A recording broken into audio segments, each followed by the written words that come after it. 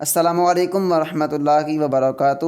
میرا نام قاری محمد احمد اور آپ دیکھ رہے ہیں قاری احمد مدنی یوٹیوب چینل۔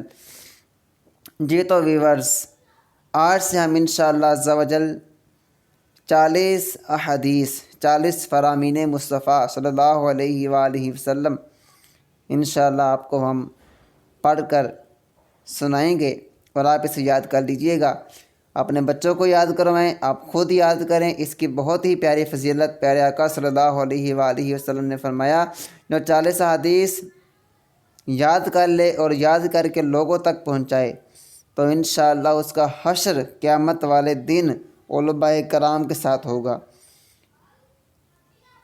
اور پیارے آقا صلی اللہ علیہ وسلم نے یہ بھی فرمایا کہ میں اس کی شفاعت کروں گا۔ اب جس کی شفاعت پیارے آقا صلی اللہ علیہ وآلہ وسلم کریں تو پھر ہمیں اور کیا چاہیے۔ تو انشاءاللہ یہ آپ 40 حدیث یاد کریں، یاد کر کے اپنے بچوں کو یاد کریں اور بچوں کو یاد کروانے کے بعد لوگوں کو بھی آپ سنائیں، ان کو اس چیز کی ترغیب دلائیں۔ چلیں شروع کرتے ہیں۔ حدیث نمبر 1، قرب مصطفیٰ صلی اللہ علیہ وآلہ وسلم۔ حضرت سیدنا عبداللہ بن مسعود رضی اللہ عنہ سے مروی ہے کہ اللہ عز و جل کے محبوب دانائے غیوب منزہ عن العیوب صلی اللہ علیہ وآلہ وسلم کا فرمان تقرب نشان ہے۔ یہ حدیث پاک ہے، اول الناس بی یوم القیامت اکثرہم علی صلاۃ۔ ایک بار پھر سن لیں، اول الناس بی یوم القیامت اکثرہم علی صلاۃ۔ ترجمہ، بروز قیامت لوگوں میں میرے قریب تر وہ ہوگا جس نے دنیا میں مجھ پر زیادہ سے زیادہ درود پاک پڑھے ہوں گے۔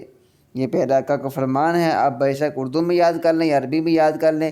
یہاں سے میں ایک اور بات پتہ چلی کہ زیادہ سے زیادہ درود پاک پڑھنے والا قیامت کے دن پیارے آقا صلی اللہ علیہ وآلہ وسلم کے بالکل قریب ہوگا۔ قریب تر کا مطلب ہے بالکل قریب۔ تو درود پاک بھی پڑھا کریں، الصلاۃ والسلام علیک یا رسول اللہ، یہ بھی درود پاک ہے۔ صلی اللہ علی محمد چھوٹا سا درود پاک ہے، اس کو آپ پڑھتے رہا کریں، صلی اللہ علی محمد صلی اللہ علی محمد صلی اللہ علی محمد۔